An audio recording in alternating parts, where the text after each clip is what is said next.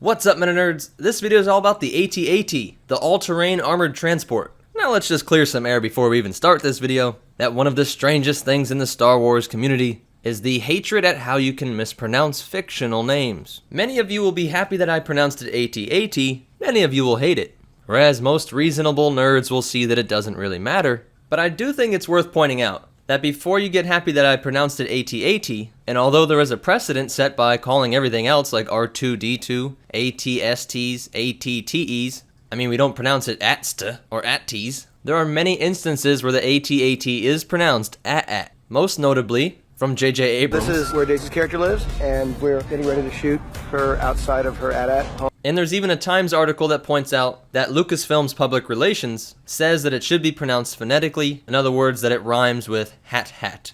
But I really don't think stuff like this matters that much. Remember that the reason why me and you love lore so much, the reason why you're watching videos like this, because the more information you learn about your favorite fictional universe, the more you're able to trick your brain into thinking that it might be a real place. And this helps you to feel better immersed in the storylines and have even deeper connections to the things that you see on screen.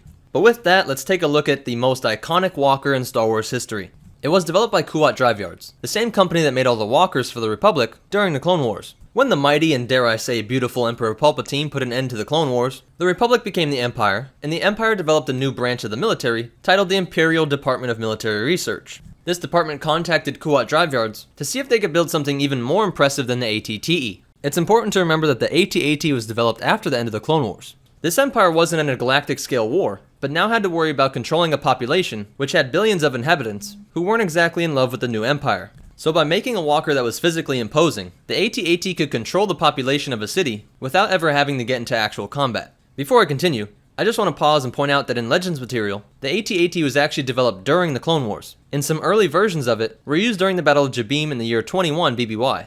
And during its first battle, the AT-AT had some trouble with the thick mud on Jabeam, and it's said that at least one AT-AT fell into the hands of the CIS military. But besides this, the Legends and Canon material kind of merged after this point. Drive Yards continued to improve them until they came up with a gigantic walker that the Empire felt could be an imposing force in both cities and the battlefront. When this mechanized monster stomped off the assembly line, it was 22.5 meters tall, or 73 feet, which is as tall as your average Brachiosaurus, or the same height as 2.5 Hailfire droids. And it was 20 meters long, or 65 feet, making it just a little bit shorter than an AT-TE, and about the length of two Panzerkampfwagen 7 Maus tanks. And despite this enormous size, it actually had a respectable speed of 60 kilometers per hour or 37 miles per hour, which is pretty funny because that makes it just a little bit faster than the armored assault tank. Now luckily we have some cross sections of the AT-AT, so let's go ahead and take a look inside. First thing you notice is that this thing is an armored transport, and that big open space can carry up to 40 stormtroopers, and it also had room for one pilot, one gunner, and one commander. But it also had room for 5 74Z speeder bikes, all stored in this rear garage.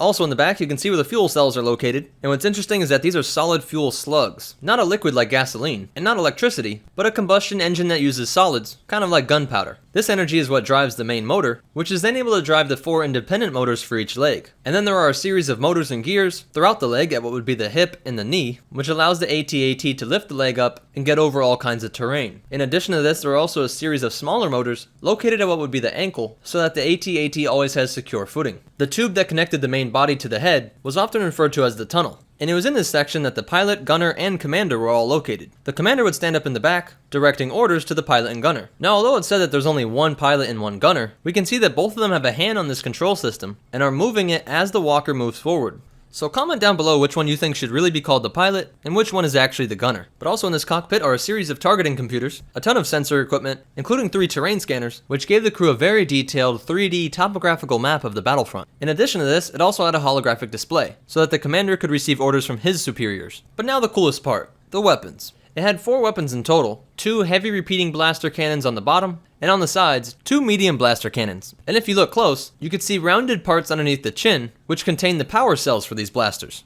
Now there's one important thing I forgot to mention. Have you ever wondered how Imperials got in and out of this giant thing? Well, the way it works is that the AT-AT would kneel down kind of like a camel, and it would get low enough that the main body was only about 3 meters or about 12 feet above the surface. And then it was all a matter of simply extending a ramp. But I should also point out that there are a bunch of hatches and other ways of escaping the AT-AT.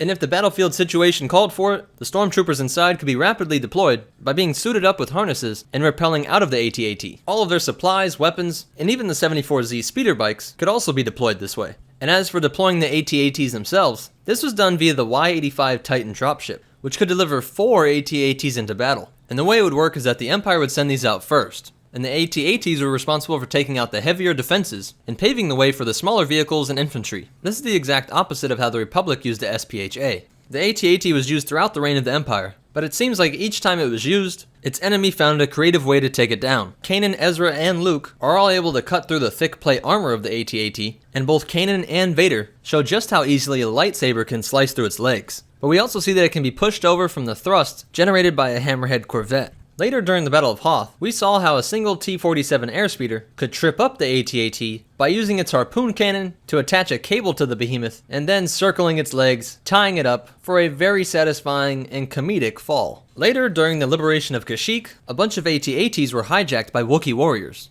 After the destruction of the second Death Star at the Battle of Endor, we see that AT-ATs were used during the Battle of Jakku in what could be described as the Empire's last stand. And one of these AT-ATs would later become home to a scavenger named Rey. Well, that's it for the AT-AT's history. But before you go, you definitely want to hear these cool facts and some behind-the-scenes stuff. There were a whole bunch of different variants made of the AT-AT, like the AT-ACT, the All-Terrain Armored Cargo Transport, which mostly just carried ammunition or building materials. There was the All-Terrain Ion Cannon, which was an AT-AT equipped with, well, a giant ion cannon. Some variants didn't carry troops, but instead could give birth to 2 AT-STs. There was also the All-Terrain Armored Heavy Transport, which was an AT-AT with even more armor and extra guns. And some people wonder what inspired the look of the AT-AT. In the Star Wars galaxy, some people believe that it was based on hunting animals, and some believe that it was based on an animal that came out of the dark side of the Force, whatever that means. And did you know that the AT-ATs that we see in the Rebels episodes are smaller than the ones that we see in the original trilogy movies? And they carried 614 AVA speeder bikes instead of the 74Z. And we also have some contradicting details on how the AT-AT was climate controlled. Some say that it had no climate control at all, and that the troopers inside had specialized suits so that they could survive in the cold of Hoth. Others say that it was climate controlled, and this top air intake section up here works kind of like an air condition, where it will either take in cold air and make it warmer, or take in the hot air like when these things are used on Jakku, and make it cool enough on the inside for the troopers to survive and not be cooked in this giant metal monster. And what's really cool is that in Legends material, AT-ATs were used against the Yuuzhan Vong. George Lucas said that he based the AT-AT on the enormous three-legged alien vehicles that appeared in the novel The War of the Worlds. But it was also inspired by the cybernetic anthropomorphous machine, which was a sort of walking truck that was intended to be used during the Vietnam War. And some of the original stop-motion animators claim that they based some of their movements off of elephants, and some of these animators were later brought back to create the walkers that we see in the prequel movies. And the last behind-the-scenes fact that I especially appreciate is that the height of the AT-AT has changed a whole bunch of times depending on what source you look at. Some stuff dating back to 1984 says that it was only 50 feet tall. Some say it was only 10 to 15 meters high, and even recently you get numbers of 18.5 meters instead of the now agreed upon 22.5 meters high. And while the AT-TE is being compared to the Juggernaut, it's interesting to point out that the Juggernaut first appears in concept art that would put it at the Battle of Hoth, but Lucas wanted to go with a giant walker instead. But it's interesting to see that both the Juggernaut and the AT-AT both have those really thin windows on their cockpits. Well, that's it for the AT-AT, the All-Terrain Armored Transport. Be sure to follow us on Instagram at MetaNerdsLore, so you can see us build Star Wars props and cosplays, along with some other cool Star Wars stuff. If you want to help support this channel, check out the description below for our Amazon store and our Patreon. And be sure to subscribe, because we're making videos like this every single day. But more important than all that, remember, always bring a cable to an AT-AT fight, and the Force will be with you, always.